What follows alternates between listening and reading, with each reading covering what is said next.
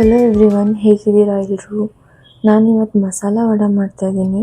ಅದಕ್ಕೆ ಕಾಯಿ, ಧನಿಯಾ ಕಾಳು, ಜೀರಿಗೆ, ಚಕ್ಕೆ, ಶುಂಠಿ ಬೆಳ್ಳುಳ್ಳಿ ಮತ್ತು ಹಸಿಮೆಣಸಿನ್ಕಾಯಿ ಬೇಕು.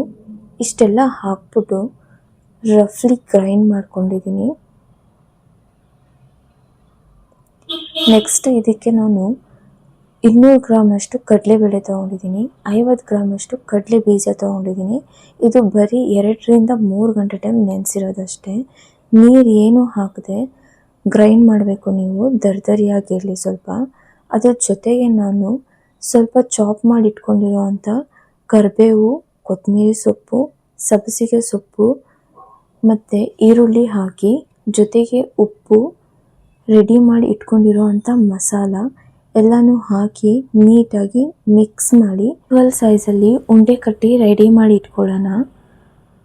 ವಡೆ ಫ್ರೈ ಮಾಡೋಕ್ಕೆ ಈಸಿ ಆಗುತ್ತೆ ಮತ್ತು ಎಲ್ಲನೂ ಈಕ್ವಲ್ ಸೈಜಲ್ಲಿ ವಡೆ ಇರುತ್ತೆ. ಡೀಪ್ ಫ್ರೈ ಮಾಡೋಕ್ಕೆ ಆಯಿಲ್ ತೊಗೊಂಡಿದ್ದೀನಿ.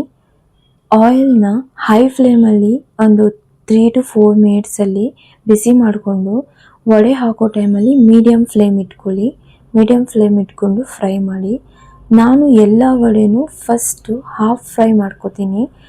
ವಡೆನ ನಾನು ಡಬಲ್ ಫ್ರೈ ಮಾಡ್ತೀನಿ, ಯಾಕಂದರೆ ಕ್ರಿಸ್ಪಿಯಾಗಿರುತ್ತೆ ಅಂದ್ಬಿಟ್ಟು. ನಾನು ಈ ಮಸಾಲ ಯೂಸ್ ಮಾಡಿ ವಡೆ ಮಾಡ್ತಾಯಿದ್ದೀನಿ. ನೀವು ಯಾವ್ಯಾವ ಮಸಾಲ ಯೂಸ್ ಮಾಡಿ ವಡೆ ಮಾಡ್ತೀರಾ ಮತ್ತು ಯಾವ ಥರ ಮಾಡ್ತೀರಾ ಅಂತ ಕಮೆಂಟ್ ಸೆಕ್ಷನಲ್ಲಿ ತಿಳಿಸಿ.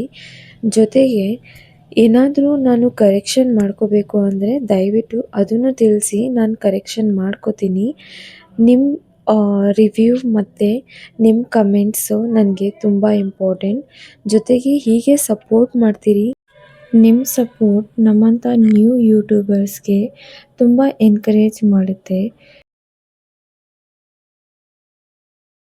ಎಲ್ಲ ವಡೆನೂ ಹಾಫ್ ಫ್ರೈ ಮಾಡಿ ರೆಡಿ ಇಟ್ಕೊಂಡಿದ್ದೀನಿ. ಈಗ ಸೆಕೆಂಡ್ ಟೈಮ್ ಫ್ರೈ ಮಾಡೋದು. ಸೆಕೆಂಡ್ ಟೈಮ್ ಫ್ರೈ ಮಾಡೋ ಟೈಮಲ್ಲಿ ಏನು ಮಾಡಿ ಅಂದರೆ ನೀವು ಫ್ಲೇಮ್ನ ಹೈಯಲ್ಲಿ ಇಟ್ಕೊಂಡು ಜಸ್ಟ್ 30 ಸೆಕೆಂಡ್ಸ್ ಹೀಗೆ ಹಾಕ್ಬಿಟ್ಟು ಹೀಗೆ ತೆಗಿಬೇಕು, ಇಲ್ಲಾಂದರೆ ಎಲ್ಲ ಬರ್ನ್ ಆಗಿಬಿಡುತ್ತೆ. ನಾನಿಲ್ಲಿ ವಡೆನ 2 ಬ್ಯಾಚ್ ಮಾಡಿ ಫ್ರೈ ಮಾಡ್ಕೊಂಡಿದ್ದೀನಿ. ನೋಡಿ, ಸಖತ್ ಕ್ರಿಸ್ಪಿಯಾಗಿ ಟೇಸ್ಟಿಯಾಗಿ ವಡೆ ರೆಡಿ ಆಯಿತು. ನೆಕ್ಸ್ಟ್ ರೆಸಿಪಿಯಲ್ಲಿ ಸಿಗೋಣ. Bye bye. Thank you for watching my video.